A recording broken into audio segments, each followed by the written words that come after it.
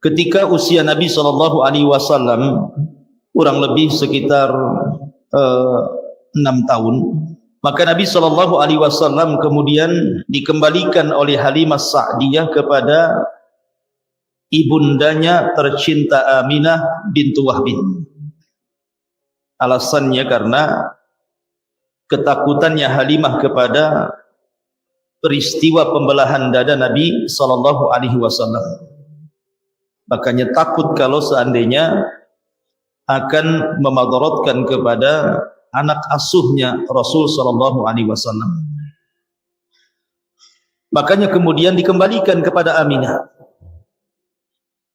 Maka Rasul SAW kembali bersama ibundanya Aminah bintu Wahbin di usia 6 tahun.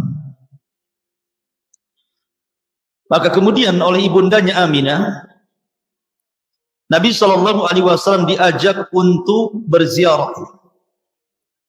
Berziarah kemana? Ke kuburan suaminya Abdullah atau ayahanda dari Nabi SAW. Ma'asyiral muslimin yang dimuliakan Allah Subhanahu wa taala, maka berangkatlah dengan 2 unta ditemani oleh seorang pembantu Aminah namanya Ummu Aiman. Jadi Nabi SAW ketika usia 6 tahun dibawa oleh ibundanya dan pembantunya Ummu Aiman. Makanya Ummu Aiman ini sangat berjasa nantinya. Ketika Nabi SAW meninggal dunia, dia belum meninggal dunia. Jadi sudah tua sekali Ummu Aiman ini. Ketika kemudian Abu Bakar dan Umar radhiyallahu anhuma ingin menziarahi rumahnya Ummu Aiman setelah meninggalnya Nabi SAW, jadi Ummu Aiman ini ketika melihat Abu Bakar dan Umar menangis. Kemudian Abu Bakar mempertanyakan tentang tangisan Ummu Aiman itu. Apakah dia sedih karena meninggalnya Rasul atau karena apa? Maka Ummu Aiman mengatakan, wahai Abu Bakar, wahai Umar, aku menangis bukan karena wafatnya Nabi, tetapi aku menangis karena dengan wafatnya Nabi terputuslah wahyu Allah Subhanahu wa ta'ala. Jadi nanti ada kisahnya tentang Ummu Aiman ini. Intinya bahwa Khadijah membawa Rasul kecil usianya 6 tahun bersama Ummu Aiman dengan 2 unta bertolak dari Mekah menuju Madinah. Kemudian selama di perjalanan tidak ada tanda-tanda bahwa Aminah itu akan meninggal. Artinya mungkin sakit dulu atau apa, ya biasa saja sehat dari Mekah ke Madinah. Sampai kemudian di kuburan Abdullah di Darun Nabighah, kemudian mereka pun singgah dan berziarah kepada kuburan Abdullah ibn Abdul Muttalib. Kemudian akhirnya Aminah pun singgah di rumah bibi-bibinya yang ada di Madinah, di Bani Adi ibn Najjar yang ada di Yathrib beberapa bulan.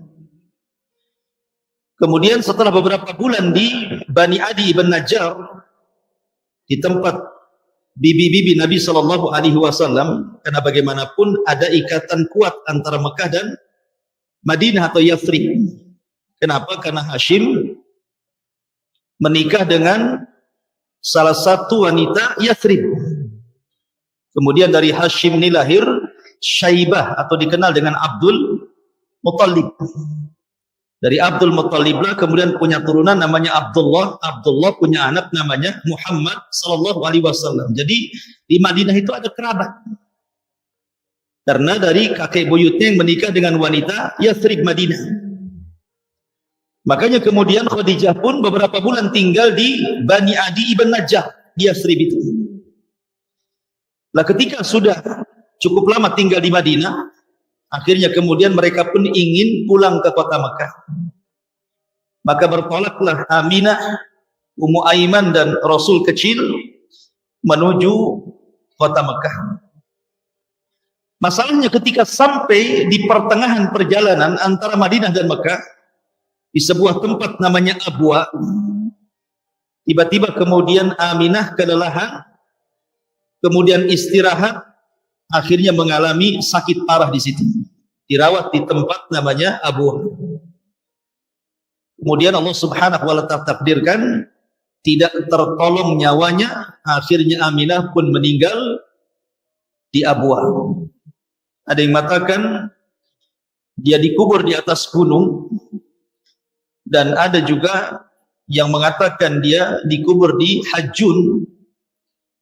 Wallahu alam, tetapi ahli sejarah banyak yang mengatakan intinya beliau meninggal di satu tempat antara Mekah dan Madinah yang disebut dengan Abwa.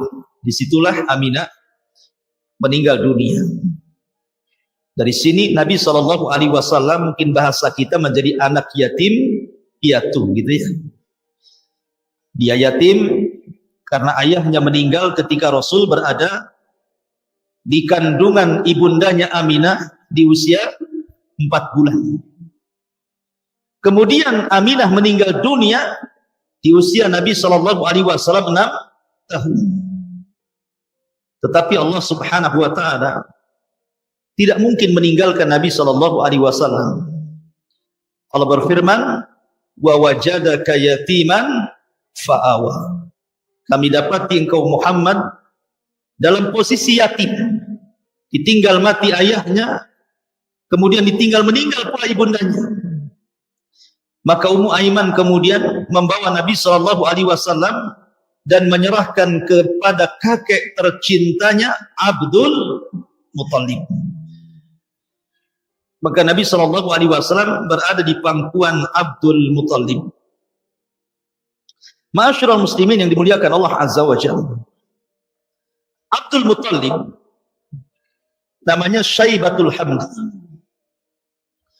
Disebut Abdul Muttalib ini karena Hashim ketika melahirkan punya keturunan namanya Syaibah. Hashim kan meninggal dunia.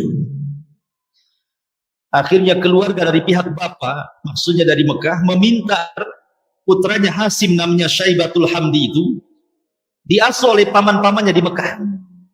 Karena memang kondisi Madinah itu, Yathrib kala itu banyak wabah penyakit. Khawatir dengan putranya Hashim namanya Syaibatul Hamdi ini. Maka saudara Hashim namanya Muttalib meminta agar Syaibatul Hamdi dibawa ke Mekah saja. Setujulah keluarganya, maka dibawalah Syaibah oleh Muttalib ke Mekah. Orang-orang menyangka bahwa Muttalib telah membeli seorang budak dari Madinah. Maka orang-orang kemudian menyebutnya Abdul Muttalib, hambanya si Muttalib. Maka gelar itu yang kemudian masyhur. Abdul Muttalib, namanya bukan Abdul Muttalib, namanya Syaibatul Hamdi. Tapi karena orang mengira Muttalib membeli budak dari kota Madinah, maka orang-orang menyebutnya Abdul Muttalib. Maka itulah yang kemudian lengket namanya. Orang tidak kenal Syaibatul Hamdi, yang dikenal Abdul Muttalibnya. Bahkan Nabi SAW juga berbangga dengan nama itu. Ketika dalam peperangan Nabi SAW mengatakan, Ana Muhammadun la kadhib wa ana ibnu Abdul Muttalib. Saya Muhammad dan saya tidak dusta. Ana nabiyun la kadhib. Saya nabi dan saya tidak berdusta. Wa ana ibnu Abdul Muttalib, dan saya keturunan Abdul Muttalib. Rasul berbangga dengan nama Abdul Muttalib. Ma'asyiral muslimin yang dimuliakan Allah Azza wa Jalla. Dan Abdul Muttalib disepakati sebagai Sayyidul Batha. Sayyidul Batha itu maksudnya pemimpin Arab alal itlaq. Jadi sangat disegani karena dia pemimpin Arab ketika itu. Makanya ketika Abrahatul Asram menyerang Ka'bah, yang ditemui pimpinan Arab siapa? Abdul Muttalib. Menghadap Abraha kemudian berdialog. Karena memang Abdul Muttalib adalah Sayyidul Batha. Orang-orang segan dengan Abdul Muttalib. Jadi Abdul Muttalib itu bila datang ke Ka'bah, tikar khusus, mungkin semacam singgasana, tidak boleh duduk di situ kecuali Abdul Muttalib, karena dia adalah pemimpin. Tetapi suatu ketika Nabi Shallallahu Alaihi Wasallam yang usianya masih 7 tahun, tiba-tiba duduk di tikar itu. Maka paman-pamannya berusaha untuk menghindarkan Rasul jangan duduk di tikar itu. Tapi Abdul Muttalib mengatakan, da'uhu fa innalahu sya'nun, katanya. Biarkan si Muhammad duduk di situ. Karena dari anak ini ada perkara besar di masa depan, katanya. Jadi Abdul Muttalib juga sudah ada firasat dengan Rasul sallallahu alaihi wasallam. Sehingga membiarkan duduk di tikar yang khusus para pembesar Arab saja yang duduk di situ. Karena dia mengatakan da'uhu fa innalahu sya'nun fil mustaqbal. Biarkan dia duduk di situ karena Muhammad ini punya perkara besar di depan. Ma'asyiral muslimin yang dimuliakan Allah Azza wa Jalla, dan Abdul Muttalib ini luar biasa. Sangat sayang dengan Nabi Shallallahu Alaihi Wasallam, melebihi sayangnya kepada anak-anaknya.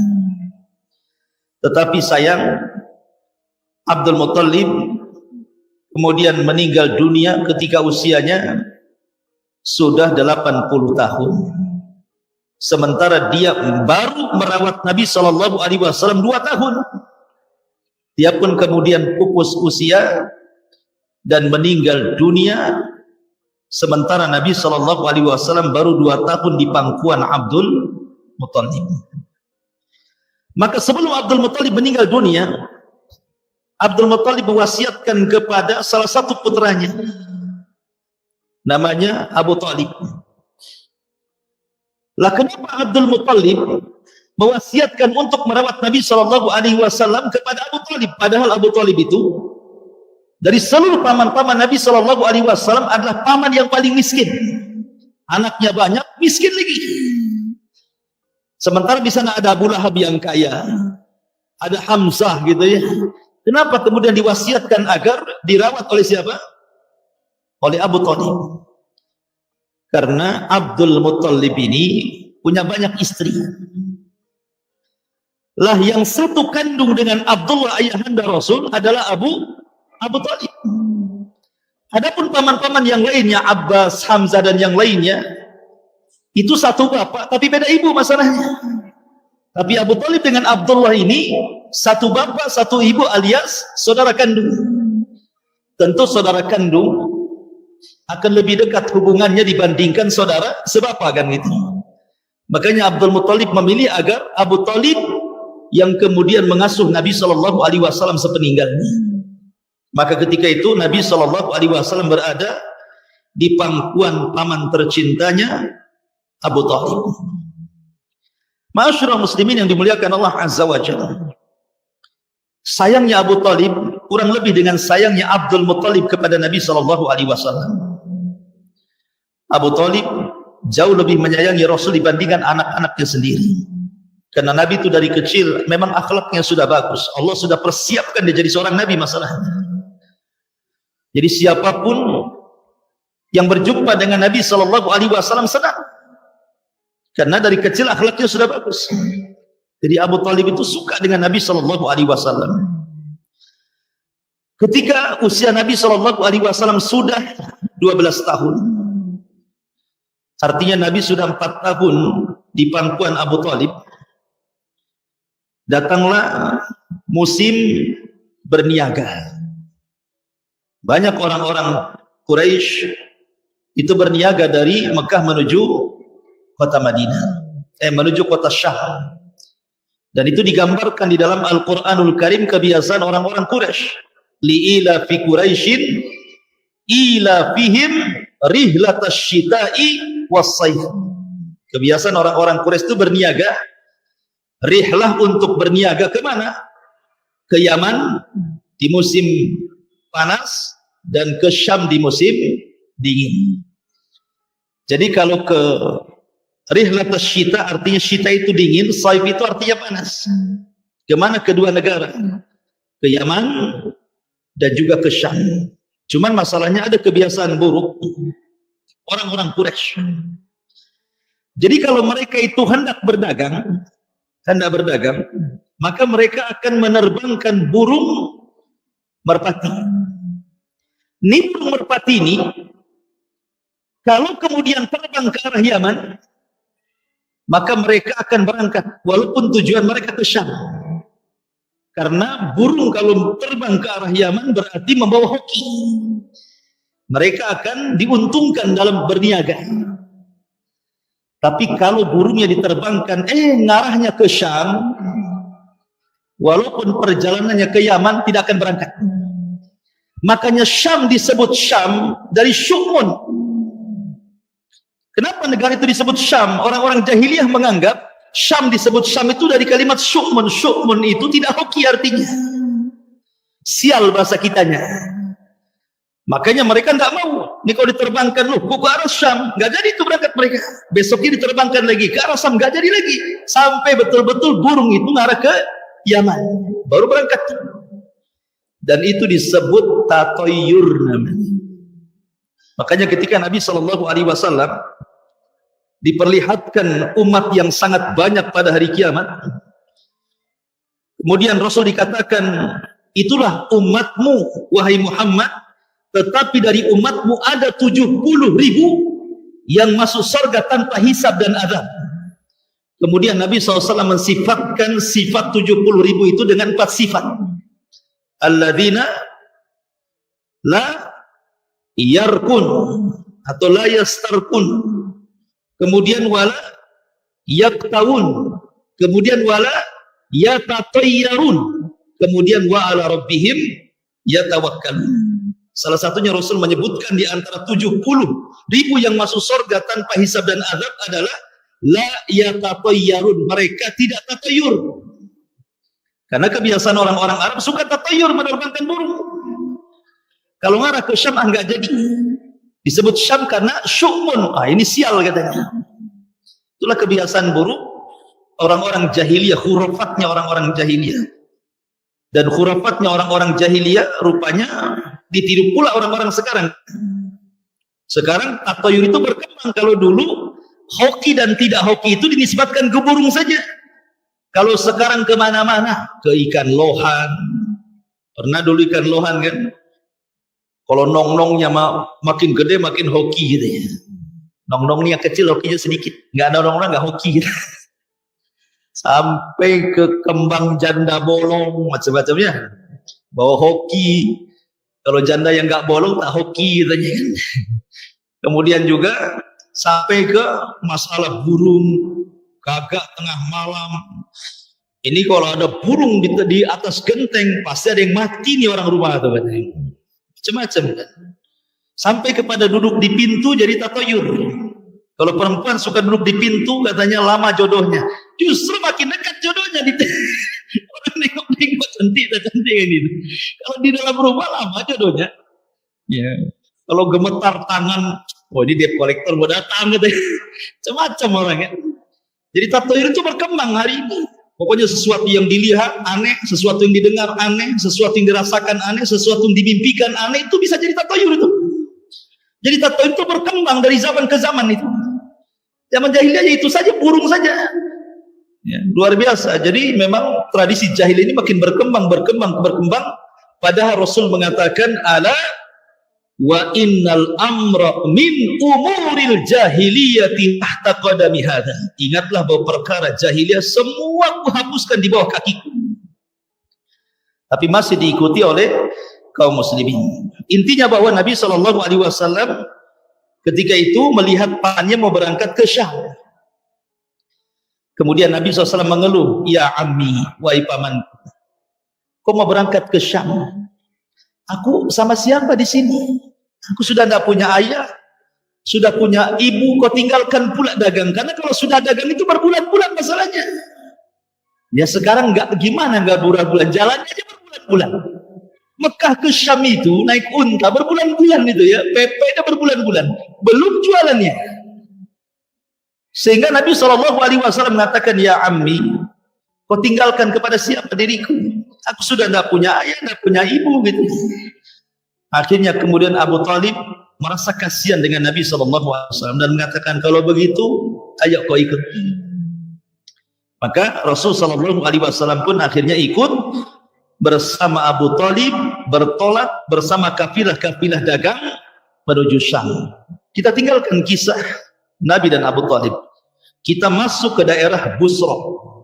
Busra, daerah yang dekat dengan Syam. Di situ ada seorang rahib, namanya Buhaira Ar-Rahib. Buhaira Ar-Rahib ini adalah salah seorang dari pembesar-pembesar atau ulama-ulama Nasrani. Jadi ulama-ulama Nasrani ada pembesarnya. Lah salah satu pembesarnya adalah namanya Buhaira Ar-Rahib. Orangnya keras dan fanatik.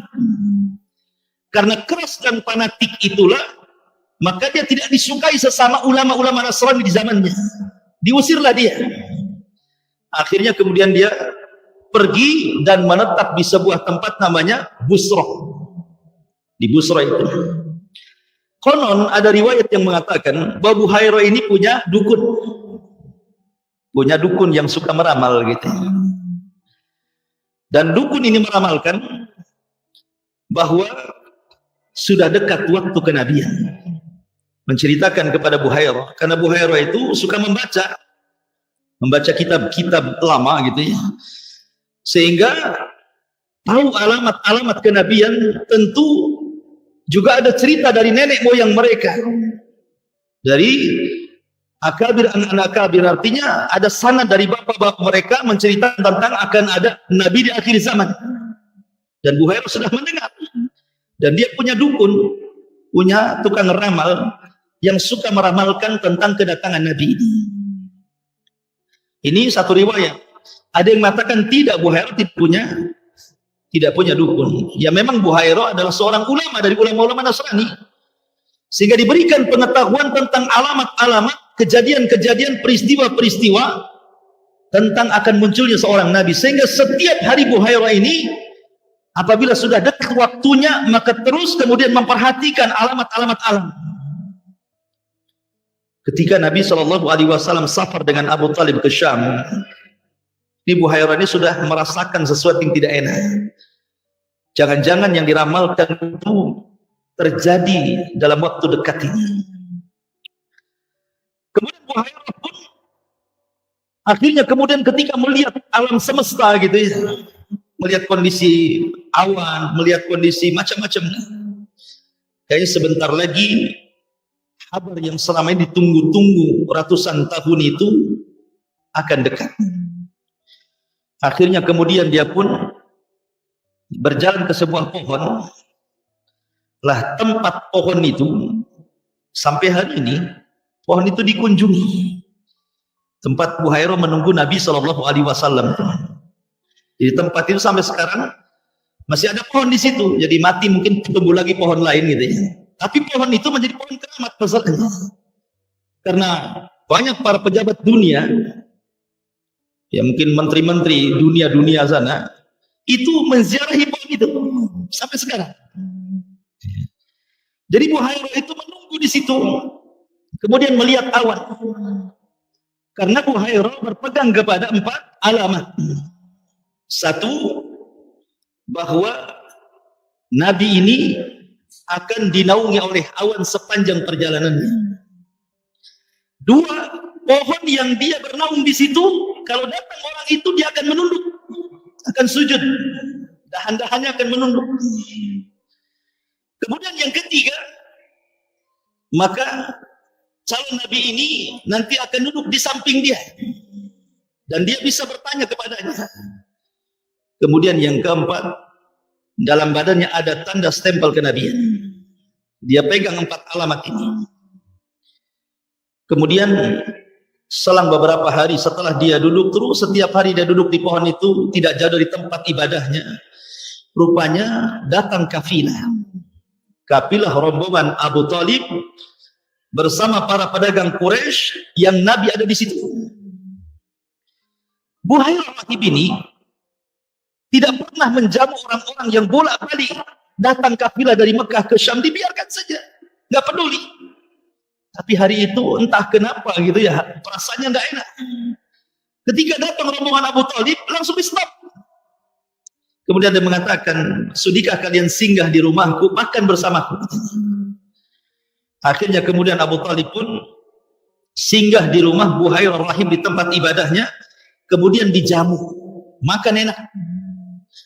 Dan Buhairah mengatakan, saya minta kepada kalian, jangan ada satupun yang terlewatkan dari orang-orang kalian, mau kecil, mau besar, mau budak, mau merdeka, singgah di rumahku, semua ku jamu. Akhirnya kemudian semua didatangkan kecuali Nabi, karena harus ada yang jaga dagangan-dagangan yang ditambatkan itu, nanti hilang kan gitu ya. Tapi Buhairah mengatakan, masih ada enggak orang yang di luar sana yang tidak ikut dengan kalian, ataukah sudah sempurna? Karena Buhairah rahib ketika melihat orang-orang berkumpul dan Rasul tidak ada sama sekali tanda-tanda kenabian itu. Makanya Buhairah rahib bertanya, ada lagi enggak orang yang kalian tinggalkan? Maka kata Abu Talib, ada, anakku. Siapa? Muhammad. Panggil dia ke sini. Akhirnya kemudian Nabi SAW dipanggil.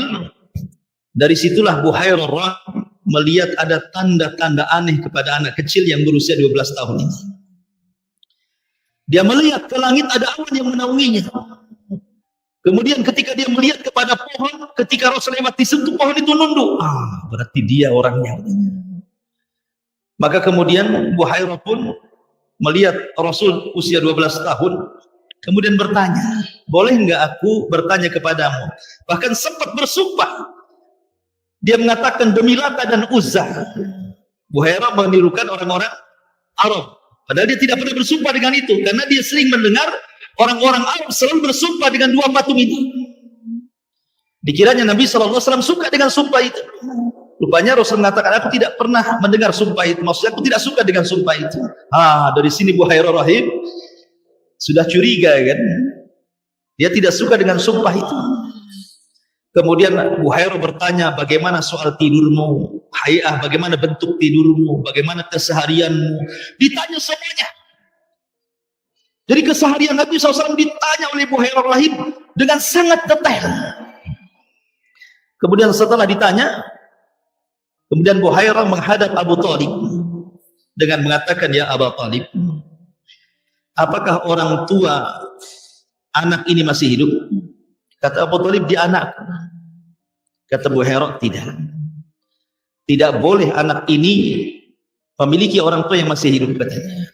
Kaget Abu Talib, dia tahu kan gitu ya. Maka Abu Talib mengatakan, ya, sebenarnya dia adalah keponakanku. Ayahnya sudah meninggal dunia dan ibunya juga sudah meninggal dunia.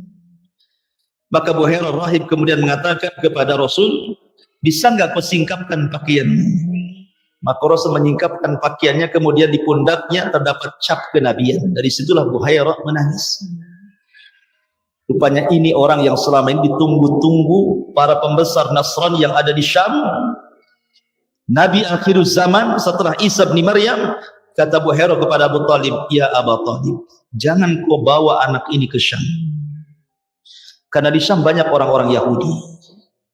Kenapa Buhairah bicara seperti itu? Karena orang-orang Nasrani punya maklumat bagaimana sifat dan watak orang-orang Yahudi kepada nabi-nabi mereka.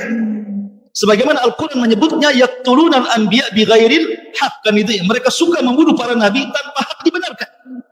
Jadi orang Yahudi itu sejarahnya semua kelam, semua hitam, tidak ada sejarah putih orang-orang Yahudi. Makanya maklumat ini ada di otaknya Buhairah. Jangan kau bawa ke Syam ya. Kalau sampai di sana bisa dibunuh dia. Maka Buhairah mengatakan, sebaiknya antarkan anak ini pulang. Anak ini punya perkara besar di masa depan. Dia akan jadi nabi. Abu Talib tentu cemas-cemas lah. Yang ngomong bukan orang biasa masalahnya. Dia seorang pendeta besar.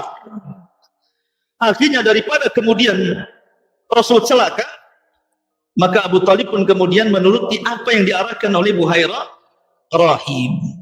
Sehingga Rasul SAW tidak jadi ikut berniaga bersama Abu Talib ke Syam, tetapi dipulangkan lagi ke Mekah. Lah itulah kisah Buhairah rahim. Ma'asyiral muslimin yang dimuliakan Azza wa Jalla, sedikit faedah. Mungkin kisah sampai di sini, tapi saya ingin memberikan faedah kepada antum tentang orang tua Nabi SAW. Kita tahu bahwa ada hadis Nabi SAW yang terkadang diramaikan di masyarakat kita karena mayoritas kaum muslimin. tentang hadis Nabi SAW dari Anas ibn Malik radhiyallahu anhu. Ketika ada seseorang laki-laki datang kepada Rasul dan berkata, "Aina abi?" Di mana bapakku wahai Rasul? Rasul tidak mau jawab, tidak suka pertanyaan seperti itu. Makanya Allah Subhanahu wa taala berfirman, "La tas'al an asya in tubdalakum tasukum." Jangan bertanya sesuatu yang tidak ada faedahnya. Terkadang kalau kau tahu jawabannya, kau nyesal nanti. Ya. Ngapain tanya bapakku di mana katanya? Kan bukan pertanyaan ada faedahnya. Bapaknya sudah meninggal. Masih ditanya bapaknya di mana? Di neraka kan di surga? Di neraka kan di surga? Tapi tidak mau jawab. Sampai 3 kali. Akhirnya Nabi SAW terpaksalah kemudian menjawab dan mengatakan, "Sini kamu. Kamu yang bertanya di mana bapakmu?" Maka Rasul mengatakan, "Inna abi wa abuka finnar." Inna abi wa abaka finnar. Bapakku dan bapakmu di neraka. Puas kamu. Nyesel lagi tahu bapaknya di neraka kan. Makanya jangan banyak tanya, kalau tahu jawabannya nyesel jadinya kan. Jadi Rasul mengatakan, "Bapakku dan bapakmu di neraka." Kau sudah tahu bapakmu di mana katanya. Soalnya di sini ada kalimat inna abi. Sesungguhnya bapakku. Ini yang jadi polemik di masyarakat. Akhirnya saling mencela satu yang lainnya kan. Ketika ada orang mengatakan bapak Rasul di neraka, diserang oleh yang lain. Oh, ini nggak beradab, macam-macam gitu. Sebaliknya, orang yang mengatakan, "Oh tidak, mungkin bapak Rabi di neraka," kamu menolak hadis katanya. Saling menyalahkan gitu ya. Sebenarnya bagaimana kedudukan dan apa hujah kedua dari kelompok ini? Ini faedahnya.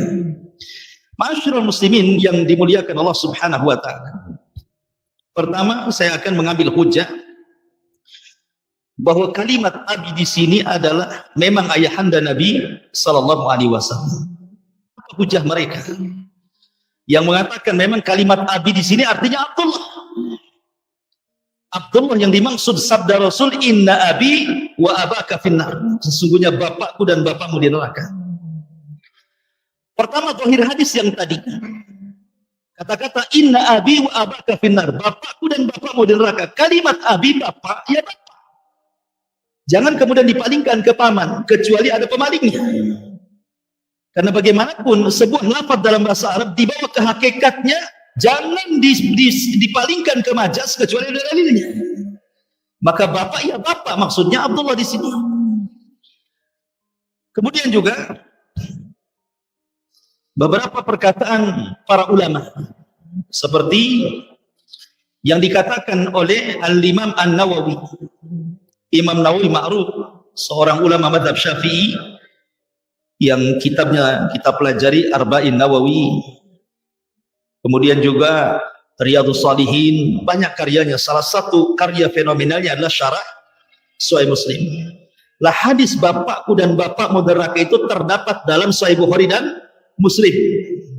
Artinya bahwa hadis ini jangan diragukan kesahihannya, karena terdapat di 2 sahihaini, Bukhari dan Muslim. Makanya ketika Imam Nawawi mensyarah Sahih Muslim, apa kata beliau ketika mensyarah hadis ini?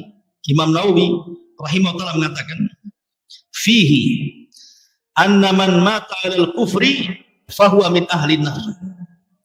Wa fihi anna man mata fil fatrati ala ma kanat alaihi al-arabu min ubadatil wasan atau min ubadatil awthan fahuwa min ahli nari." Kata beliau, hadis ini berfaedah bahwa siapapun yang mati di atas kekufuran, maka dia termasuk dari penduduk neraka. Dan hadis ini juga mengatakan bahwa barang siapa yang meninggal di masa fatrah. Fatrah itu artinya kekosongan para nabi. Karena Isa sudah nggak ada, jauh 500.000 tahun, 500 tahun baru muncul Rasulullah. Sementara Rasul belum muncul, ajaran Isa sudah nggak ada. Itu disebut fatrah namanya. Tetapi kata Imam Nawawi, anna man mata fil fatrati ala ma kanat alaihi al-arab, bahwa siapa yang hidup di masa fatrah di zaman Arab, maka orang-orang Arab di masa fatrah itu adalah para penyembah berhala. Para penyembah berhala. Fahuwa min ahlin nar. Maka siapapun yang meninggal di ahli fatrah masuk pada penduduk neraka. Kenapa? Karena di Arab itu masih tersisa ajaran-ajaran Ibrahim. Jadi kalimat wa ma kunna mu'adzibina hatta nab'atsa rasula, dan kami tidak akan mengadab sampai diutus kepada mereka rasul. Di Arab sudah banyak rasul diutus, salah satunya Ibrahim, kemudian Ismail, dan ajarannya masih ada. Buktinya seperti haji dan umroh di zaman jahiliyah kan masih ada, walaupun dengan cara mereka. Kemudian kata Imam Nawawi, walaysa hadza mu'akhadatun qabla bulughi da'wah, fa inna haula kanat qad balaghatkum da'watu Ibrahim wa ghairuhu minal anbiya. Dan ini tidak bisa dijadikan alasan bahwa tidak sampai dakwah kepada mereka. Karena apa? Karena dakwah Ibrahim dan nabi-nabi setelahnya sampai kepada mereka. Jadi tidak bisa kemudian dibawa kepada hadis orang yang hidup di zaman fatrah. Maka kalimat inna abi wa abaka finnar, ya maksud abi di sini maksudnya adalah ayahnya Rasul sallallahu alaihi wasallam Abdullah. Ini perkataan Imam Nawawi. Kemudian perkataan Imam Baihaqi. Imam Baihaqi dalam kitabnya Dalail an-Nubuwah, jilid yang pertama halaman 192 mengatakan, wa kaifa la yakunu abawahu wa jaddahu bihadhihi sifati fil akhirati wa qad kanu ya'buduna al-wathana hatta matu. Kata Imam Baihaqi, bagaimana tidak disifatkan kedua orang tua Nabi dan juga kakeknya, maksudnya Abu Talib dan juga Abdul Muttalib, disifatkan seperti ini di akhirat oleh Nabi Shallallahu Alaihi Wasallam dengan sifat finnar di neraka, sementara mereka menyembah patung sampai mereka semua mati. Abdul Muttalib nyembah patung, Abu Talib nyembah patung, Abdullah nyembah patung, Aminah nyembah patung, itu maksudnya. Bagaimana tidak disifatkan seperti ini oleh Rasulullah bahwa mereka di neraka sementara mereka sebelum mati menyembah patung? Berarti di sini Imam Nawawi, Imam Baihaqi mengatakan bahwa kalimat abi di sini artinya ayahanda Rasul. Kemudian yang ketiga Ibnu Katsir. Ibnu Katsir rahimahullahu taala, beliau pun mengatakan wa ikhbaruhu an abawaihi wa jaddihi Abdul Muttalib bi annahu min ahli nar la yunafil hadits al warid anhu anna ahlal fatrati wal atfal wal majanin yamtahinuna fil arasati yaumal qiyamah fayakunu minhum man yujibu wa minhum ma la yujib fayakunu haula min jumlati ma la yujib fala munafata walillahil hamdu wal minnah. Kata Ibnu Katsir, adapun kabar tentang kedua orang tua Nabi dan kakeknya, maksudnya Abdul Muttalib, termasuk penduduk neraka, itu tidak menafikan hadis yang datang bahwa ahli fatrah dan juga anak-anak dan juga orang-orang gila, mereka akan diberikan ujian di tempat yang lapang pada hari kiamat yang disebut dengan Arasah. Sehingga di tempat itu ada yang kemudian berhasil melewati ujian, ada yang tidak berhasil melewati ujian. Yang berhasil melewati ujian masuk surga, yang tidak berhasil melewati ujian masuk neraka. Dan mereka orang-orang tua Nabi dan kakek Rasul adalah orang yang tidak berhasil melewati ujian, sehingga mereka termasuk penduduk neraka. Walillahil hamdu wal minnah. Ini perkataan siapa? Ibnu Katsir. Jadi sudah 3 ulama, Imam Nawawi, Imam Baihaqi, Imam Katsir. Kemudian ditambah dengan Syekhul Islam Ibnu Taimiyah rahimahullahu taala. Dari sini ini semua ulama salaf. Ini yang berdalil bahwa yang dimaksud kalimat inna abi wa abaka finnar artinya orang tua Nabi sallallahu alaihi wasallam. Sampai sini ini hujah orang yang mengatakan bahwa kalimat abi adalah ayahanda Nabi sallallahu alaihi wasallam. Nah, sekarang kita melihat hujah ulama yang sebaliknya. Bahwa yang dimaksud abi di sini bukan ayahanda Rasul, maksudnya pamannya Rasul. Siapa pamannya Rasul? Abu Talib. Karena al-am bimanzilatil ab. Paman itu sekedudukan dengan bapak. Adapun yang berpendapat bahwa yang dimaksud abi di sini bukan ayahanda Rasul tapi paman Rasul adalah Al-Imam As-Suyuti rahimahullahu taala. Imam Suyuti rahimahullahu taala mengatakan ila najati abawai ar-Rasul sallallahu alaihi wasallam wa anna Allah ta'ala ahyahuma lahu ba'da mautihima wa amanu bihi. Kata Imam Suyuti, kedua orang tua Nabi SAW selamat tidak masuk neraka dan keduanya masuk surga. Alasannya karena Allah menghidupkan keduanya setelah kematiannya, kemudian beriman, kemudian mati lagi. Jadi sempat dihidupkan, kemudian beriman, kemudian mati lagi. Makanya kedua orang tua Nabi beriman dan tidak termasuk kafir. Itu kata-kata Imam As-Suyuti. Walaupun sebenarnya perkataan ini dibantah nanti oleh beberapa ulama seperti pengarang kitab Aunul Ma'bud. Saya tidak hendak membantah dulu. Saya akan sebutkan hujah-hujahnya dulu. Kemudian alasan yang kedua, bahwa Nabi SAW ketika memerintah kaum muslimin dalam sebuah peperangan, perang Hunain, Nabi SAW berbangga dengan pamannya Abdul Muttalib yang saya ceritakan tadi. Rasul menghadap tentara musuh dalam perang Hunain, kata Rasul apa? Ana nabi la kadhib wa ana ibnu Abdul Muttalib.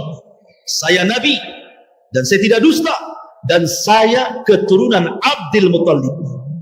Abdul Muttalib, kalau kalian katakan mereka musyrik, kenapa Rasul berbangga dengan orang musyrik? Kenapa Rasul berbangga dengan orang musyrik? Kan tidak boleh seseorang berbangga dengan orang musyrik. Berarti Abdul Muttalib tidak mati kafir. Begitu juga ayahnya Abdul Muttalib. Bisa dipahami hujahnya? Kalau mereka kafir musyrik, kenapa Rasul berbangga dengan keturunan Abdul Muttalib? Ini hujah yang kedua. Sementara Allah berfirman, wa adanu minallahi wa rasulihi ila nas yaumal hajjil akbar annallaha bari'un minal musyrikin. Annallaha bari'un minal musyrikin wa rasuluh. Bahwa Allah dan Rasulnya berlepas diri dari orang-orang musyrik. Harusnya Rasul jangan menyebut kalimat wa ana Abdul Muttalib, berlepas diri lah. Kalau memang kalian mengatakan Abdul Muttalib itu musyrik, harusnya Rasul tidak mengatakan kalimat ini. Karena dalam surah Taubah Allah dan Rasulnya berlepas diri dari orang-orang musyrik, menunjukkan Abdul Muttalib tidak musyrik. Begitu juga Abdullah dan juga ibundanya Aminah. Kemudian yang ketiga, hadis Nabi SAW, Inna Allah astafa Kinanah min waladi Ismail, wastafa Quraisyan min Kinanah, wastafa min Quraisyin Bani Hashim, wastafani min Bani Hashim. Lihat, Allah memilih Kinanah, keturunan terbaik dari keturunan Ismail, dan Allah memilih Quraisy terbaik dari keturunan Kinanah, dan Allah memilih Quraisy dari Bani Hashim, dan aku, kata Nabi SAW, dipilih orang terbaik dari keturunan Bani Hashim. Dalilnya apa? Lihat bagaimana di sini ada tasalsul nasab. Tasalsul nasab. Ketika Nabi mengatakan bahwa sesungguhnya aku orang pilihan dari Bani Hashim, dan Nabi SAW terlahir dari Abdullah, berarti Abdullah itu orang pilihan. Kalau dia dikatakan musyrik, berarti dia bukan orang pilihan lah. Paham ya? Makanya mengatakan bahwa Abdullah tidak mati kafir, dia muslim. Nah, itu hujahnya orang-orang yang mengatakan bahwa Nabi SAW orang tuanya tidak di neraka. Tapi yang dimaksud abi di sini adalah paman. Ada sebagian orang yang kemudian berhujah, ikhwatu fiddin yang dimuliakan Allah Azza wa Jalla. Salah satunya adalah, oke, kalau memang itu hujah kalian, bagaimana Nabi SAW ketika berziarah, minta izin kepada Allah untuk menziarahi kuburan, kuburan ibundanya Aminah. Kemudian Rasul berkali-kali memintakan ampun, tapi akhirnya Allah menegur Rasul SAW dan mengatakan tidak layak bagi seorang nabi memintakan ampun bagi orang-orang musyrik, dengan turunnya ayat apa? Maka nalin nabi an yastaghfiru lil musyrikin walau kanu ulil qurba. Tidak layak bagi seorang nabi memintakan ampun kepada orang musyrik walaupun itu keluarga dekatnya. Artinya Rasul ditolak untuk tidak boleh memintakan ampun kepada ibundanya di kuburannya, dan hanya diizinkan boleh menziarahinya saja. Kemudian juga tentang hadis bahwa kedua orang tua Nabi sempat dihidupkan kemudian beriman, juga dikomentari oleh sebagian para ulama, di antaranya Yang mengomentari adalah Al-Imam Asy-Syaukani rahimahullahu ta'ala dan juga ulama-ulama yang lainnya, bahwa semua riwayat yang menceritakan kedua orang tua Nabi hidup, kemudian beriman, kemudian mati lagi, semuanya maudhu, semuanya palsu. Tidak ada yang sahih, tidak ada yang sahih sama sekali. Dan banyak lagi hujah di antara keduanya, yang ini menyerang yang ini menyerang yang ini gitu ya. Tetapi para ulama mengatakan sebenarnya kalau kita terlampau dalam bicara seperti ini tidak menambah iman dan takwa. Ya, kalau memang orang itu mengatakan orang tua Nabi selamat dari api neraka dengan hujah, dengan berbagai macam hujah Quran dan Sunnah Nabi SAW, ya silakan. Tidak perlu mencela orang yang kemudian berpegang dengan hadis inna abi wa abaka finnar, karena dia juga memiliki dalil. Begitu juga orang yang keras, ini pendapat yang benar, kalian menolak hadis Nabi katanya. Nah, itu terlalu keras juga. Jadi akhirnya gara-gara satu perkara orang bercerai-berai. Ya. Maka dikembalikan kepada pemahaman masing-masing ikhwan tentang masalah ini, karena masing-masing punya hujah masalahnya ya. Cuman masalahnya di tengah-tengah kaum muslimin terkadang gara-gara masalah ini kemudian menjadi khilaf besar, sesat menyesatkan satu dengan yang lainnya kan. Masih banyak perkara agama yang harus antum pelajari, antum dalami. Kenapa pula sibuk dalam masalah ini gitu ya. Ma'asyiral muslimin yang dimuliakan azza wa jalla, sedikit faedah. Mungkin kisah sampai di sini, tapi saya ingin memberikan faedah kepada antum tentang orang tua Nabi sallallahu alaihi wasallam. Kita tahu bahwa ada hadis Nabi sallallahu alaihi wasallam yang terkadang diramaikan di masyarakat kita karena mayoritas kaum muslimin, tentang hadis Nabi sallallahu alaihi wasallam dari Anas ibn Malik radhiyallahu anhu. Ketika ada seseorang laki-laki datang kepada Rasul dan berkata, "Aina abi?" Di mana bapakku wahai Rasul? Rasul tidak mau jawab, tidak suka pertanyaan seperti itu. Makanya Allah Subhanahu wa taala berfirman, "La tas'al an asya in tubdalakum tasukum."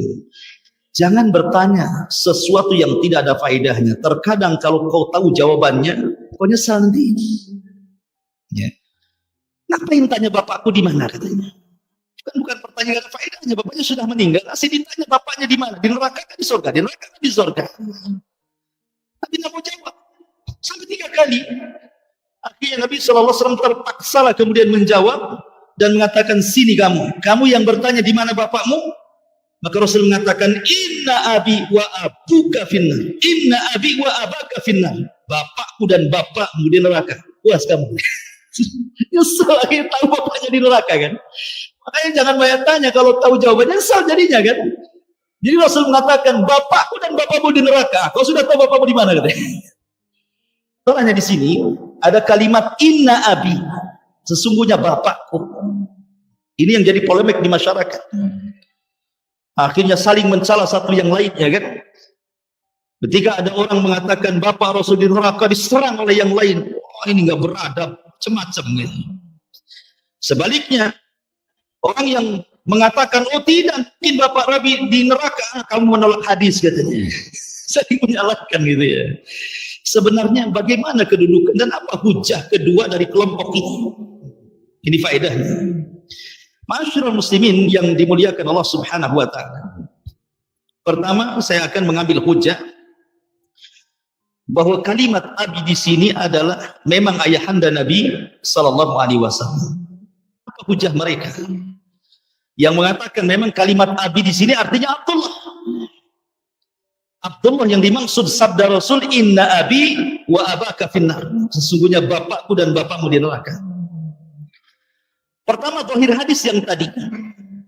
Kata-kata inna abi wa abaka finnar, bapakku dan bapakmu di neraka. Kalimat abi bapak, ya bapak. Jangan kemudian dipalingkan ke paman, kecuali ada pemalingnya. Karena bagaimanapun sebuah lafaz dalam bahasa Arab dibawa ke hakikatnya, jangan dipalingkan ke majas kecuali ada dalilnya. Maka bapak ya bapak, maksudnya Abdullah di sini. Kemudian juga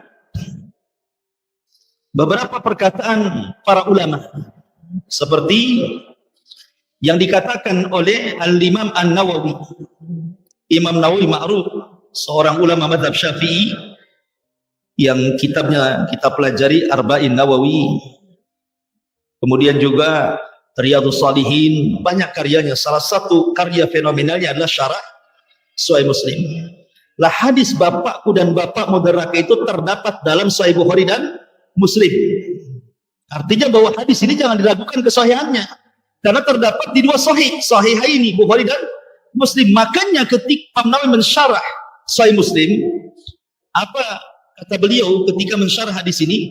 Imam Nawawi rahimahullah mengatakan, fihi anna man mata 'alal kufri fahuwa min ahli nar, wa fihi anna man mata fil fatrati ala ma kanat alaihi al-arabu min ubadatil wasan atau min ubadatil awthan fahuwa min ahli nari. Kata beliau, hadis ini berfaedah bahwa siapapun yang mati di atas kekufuran, maka dia termasuk dari penduduk neraka. Dan hadis ini juga mengatakan bahwa barang siapa yang meninggal di masa fatrah, fatrah itu artinya kekosongan para nabi. Karena Isa sudah nggak ada, jauh 500.000 tahun, 500 tahun baru muncul Rasulullah. Sementara Rasul belum muncul, ajaran Isa sudah nggak ada. Itu disebut fatrah namanya. Tetapi kata Imam Nawawi, anna man mata fil fatrati ala ma kanat alaihi al-arab, bahwa siapa yang hidup di masa fatrah di zaman Arab, maka orang-orang Arab di masa fatrah itu adalah para penyembah berhala. Para penyembah berhala. Fahuwa min ahli nar. Maka siapapun yang meninggal di ahli fatrah masuk pada penduduk neraka. Kenapa? Karena di Arab itu masih tersisa ajaran-ajaran Ibrahim.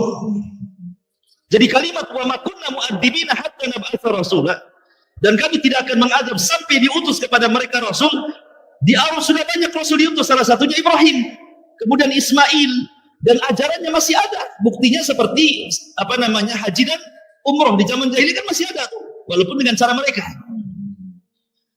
Kemudian kata Imam Nawawi, wali sahada mu'akhadatun qabla bulughi da'wah fa inna haula kanat qad balaghatkum da'watu Ibrahim wa ghairuhu minal anbiya. Dan ini tidak bisa dijadikan alasan bahwa tidak sampai dakwah kepada mereka. Karena apa? Karena dakwah Ibrahim dan nabi-nabi setelahnya sampai kepada mereka. Jadi tidak bisa kemudian dibawa kepada hadis orang yang hidup di zaman fatrah. Maka kalimat inna abi wa abaka finnar, ya maksud abi di sini maksudnya adalah ayahnya Rasul sallallahu alaihi wasallam Abdullah. Ini perkataan Imam Nawawi. Kemudian perkataan Imam Baihaqi. Imam Baihaqi dalam kitabnya Dalail an-Nubuwah, jilid yang pertama halaman 192 mengatakan, wa kaifa la yakunu abawahu wa jaddahu bihadhihi sifati fil akhirati wa qad kanu ya'buduna al-wathana hatta matu. Kata Imam Baihaqi, bagaimana tidak disifatkan kedua orang tua Nabi dan juga kakeknya, maksudnya Abu Talib dan juga Abdul Muttalib, disifatkan seperti ini di akhirat oleh Nabi Shallallahu Alaihi Wasallam dengan sifat finnar di neraka, sementara mereka menyembah patung sampai mereka semua mati. Abdul Muttalib nyembah patung, Abu Talib nyembah patung, Abdullah nyembah patung, Aminah nyembah patung, itu maksudnya. Bagaimana tidak disifatkan seperti ini oleh Rasulullah bahwa mereka di neraka sementara mereka sebelum mati menyembah patung? Berarti di sini Imam Nawawi, Imam Baihaqi mengatakan bahwa kalimat abi di sini artinya ayahanda Rasul. Kemudian yang ketiga Ibnu Katsir. Ibnu Katsir rahimahullahu taala, beliau pun mengatakan, wa ikhbaruhu an abawaihi wa jaddihi Abdul Muttalib bi annahu min ahli nar la yunafil hadits al-warid anhu anna ahlal fatrati wal atfal wal majanin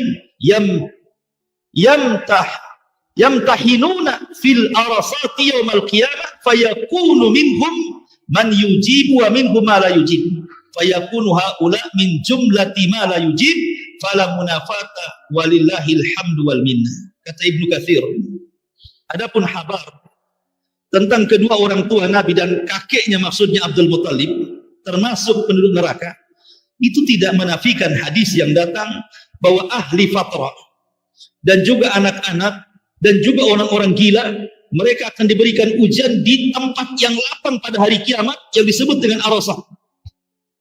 Sehingga di tempat itu ada yang kemudian berhasil melewati ujian, ada yang tidak berhasil melewati ujian. Yang berhasil melewati ujian masuk surga, yang tidak berhasil melewati ujian masuk neraka. Dan mereka orang-orang tua Nabi dan kakek Rasul adalah orang yang tidak berhasil melewati ujian, sehingga mereka termasuk penduduk neraka. Walillahil hamdu wal minna. Ini perkataan siapa? Ibnu Katsir. Jadi sudah 3 ulama, Imam Nawawi, Imam Baihaqi, Imam Katsir. Kemudian ditambah dengan Syekhul Islam Ibnu Taimiyah rahimahullahu taala. Dari sini ini semua ulama salaf. Ini yang berdalil bahwa yang dimaksud kalimat inna abi wa abaka finnar artinya orang tua Nabi sallallahu alaihi wasallam. Sampai sini ini hujah orang yang mengatakan bahwa kalimat abi adalah ayahanda Nabi sallallahu alaihi wasallam. Nah, sekarang kita melihat hujah ulama yang sebaliknya. Bahwa yang dimaksud abi di sini bukan ayahanda Rasul, maksudnya pamannya Rasul. Siapa pamannya Rasul? Abu Thalib. Karena al-am bimanzilatil ab. Paman itu sekedudukan dengan bapak. Gitu ya. Adapun yang berpendapat bahwa yang dimaksud abi di sini bukan ayahanda Rasul tapi paman Rasul adalah Al-Imam As-Suyuti rahimahullahu taala. Imam Suyuti rahimahullahu taala mengatakan ila najati abawai ar-Rasul sallallahu alaihi wasallam wa anna Allah ta'ala ahyahuma lahu ba'da mautihima wa amanu bihi. Kata Imam Suyuti, kedua orang tua Nabi sallallahu alaihi wasallam selamat, tidak masuk neraka, dan keduanya masuk surga. Alasannya karena Allah menghidupkan keduanya setelah kematiannya, kemudian beriman, kemudian mati lagi. Jadi sempat dihidupkan, kemudian beriman, kemudian mati lagi. Makanya kedua orang tua Nabi beriman dan tidak termasuk kafir. Itu alaman kata-kata Imam As-Suyuti. Walaupun sebenarnya perkataan ini dibantah nanti oleh beberapa ulama seperti pengarang kitab Aunul Ma'bud. Saya tidak hendak membantah dulu, saya akan sebutkan hujah-hujahnya dulu. Kemudian alasan yang kedua bahwa Nabi Shallallahu Alaihi Wasallam ketika memerintah kaum muslimin dalam sebuah peperangan, perang Hunain, Nabi Shallallahu Alaihi Wasallam berbangga dengan pamannya Abdul Muttalib yang saya ceritakan tadi. Rasul menghadap tentara musuh dalam perang Hunain, kata Rasul apa? Ana Nabi la kadhib wa ana ibnu Abdul Muttalib. Saya Nabi dan saya tidak dusta, dan saya keturunan Abdul Muttalib. Abdul Muttalib, kalau kalian katakan mereka musyrik, kenapa Rasul berbangga dengan orang musyrik? Kenapa Rasul berbangga dengan orang musyrik? Kan tidak boleh seseorang berbangga dengan orang musyrik, berarti Abdul Muttalib tidak mati kafir. Begitu juga ayahnya Abdul Muttalib. Bisa dipahami hujahnya? Kalau mereka kafir musyrik, kenapa Rasul berbangga dengan keturunan Abdul Muttalib? Ini hujah yang kedua. Sementara Allah berfirman, wa adanu minallahi wa rasulihi ila nas yaumal hajjil akbar annallaha bari'un minal musyrikin. Annallaha bari'un minal musyrikin wa rasuluh. Bahwa Allah dan Rasulnya berlepas diri dari orang-orang musyrik. Harusnya Rasul jangan menyebut kalimat wa ana Abdul Muttalib, lepas dirilah. Kalau memang kalian mengatakan Abdul Muttalib itu musyrik, harusnya Rasul tidak mengatakan kalimat ini. Karena dalam surah Taubah Allah dan Rasulnya berlepas diri dari orang-orang musyrik, menunjukkan Abdul Muttalib tidak musyrik. Begitu juga Abdullah dan juga ibundanya Aminah. Kemudian yang ketiga, hadis Nabi sallallahu alaihi wasallam, innallaha astafa Kinanah min waladi Ismail. Wastafa Quraisyan min Kinanah. Wastafa min Quraisyin Bani Hashim. Wastafani min Bani Hashim. Lihat, Allah memilih Kinanah, keturunan terbaik dari keturunan Ismail. Dan Allah memilih Quraisy terbaik dari keturunan Kinanah. Dan Allah memilih Quraisy dari Bani Hashim, dan aku, kata Nabi SAW, dipilih orang terbaik dari keturunan Bani Hashim. Dalilnya apa? Lihat bagaimana di sini ada tasalsul nasab. Tasalsul nasab. Ketika Nabi mengatakan bahwa sesungguhnya aku orang pilihan dari Bani Hashim, dan Nabi SAW terlahir dari Abdullah, berarti Abdullah itu orang pilihan. Kalau dia dikatakan musyrik, berarti dia bukan orang pilihan lah. Paham ya? Makanya mengatakan bahwa Abdullah tidak mati kafir, dia Muslim. Nah, itu hujahnya orang-orang yang mengatakan bahwa Nabi SAW orang tuanya tidak di neraka. Tapi yang dimaksud abi di sini adalah paman. Ada sebagian orang yang kemudian berhujah, ikhwatu fiddin yang dimuliakan Allah Azza wa Jalla.